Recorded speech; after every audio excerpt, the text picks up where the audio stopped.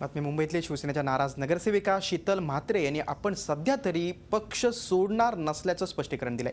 शिवसेना आमदार विनोद घोसाळकर आणि त्यांचा मुलगा अभिषेक घोसाळकर यांच्यावर कारवाई होत नसल्याचा मुद्दा झाकोळण्यासाठी मी पार्टी सोडणार असल्याच्या वावड्या पक्षांतर्गत विरोधकांकडून उठवल्या जात असल्याचा आरोप सुद्धा शीतल म्हात्रे यांनी केलाय। शिवसेनेच्या नाराज नगरसेविका शीतल म्हात्रे सध्या पक्ष सोडण्याच्या विचारात असल्याच्या बातम्या येत आहेत। शीतल म्हात्रे स्वतः आपल्यासोबत आहेत। शीतल मॅडम, पक्ष सोडणार आहात का शिवसेना? कारण तुमच्यावर आतापर्यंत झालेली जो अन्याय आहे, एका आमदारानं अन्याय केलेला आहे, अजून देखील दखल घेतली जात नाही, तुम्ही पक्ष सोडण्याच्या विचारात आहात का? नाही, अजिबात नाही।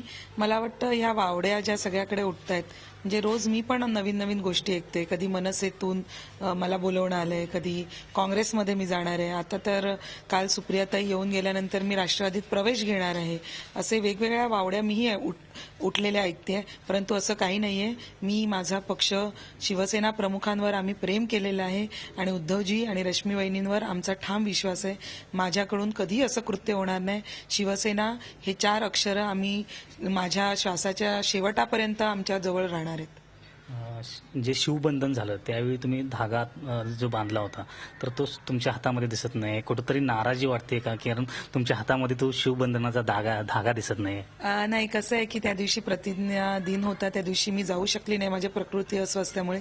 नक्कीच मला तो धागा घरी मिळालेला होता, परंतु डॉक्टर आता माझं सतत बीपी चेक करायला लागतं, त्याच्यामुळे तो धागा मला काढायला लागलाय।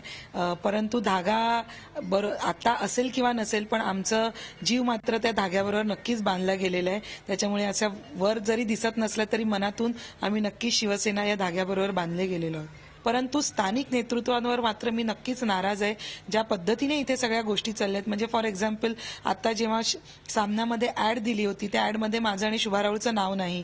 त्याचप्रमाणे प्रभाग क्रमांक 2 मध्ये ज्येष्ठ, म्हणजे माझ्या विभागात जिथे मी नगरसेविका आहे, तिथे ज्येष्ठ नागरिकांचा कार्यक्रम झाला, त्याच्यात मला बोलवणं आलं नाही। शिवसेनेवर नाराजी नसल्या तरी ती स्थानिक नेतृत्वावर मात्र त्या नक्कीच नाराज आहेत आणि त्यामुळेच त्यांनी जे बंड पुकारलेलं आहे, जे पुढे होऊन त्यांनी जो आवाज उठवलेला आहे, त्याची दखल शिवसेना नेतृत्व अजूनही घेताना दिसत नाही।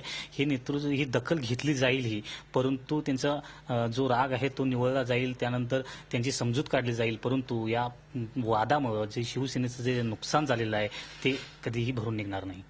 व्हिडिओ जर्नलिस्ट प्रकाश चव्हाणसह कृष्णात पाटील, झी मीडिया, मुंबई। झी 24 तास, एक पाऊल पुढे।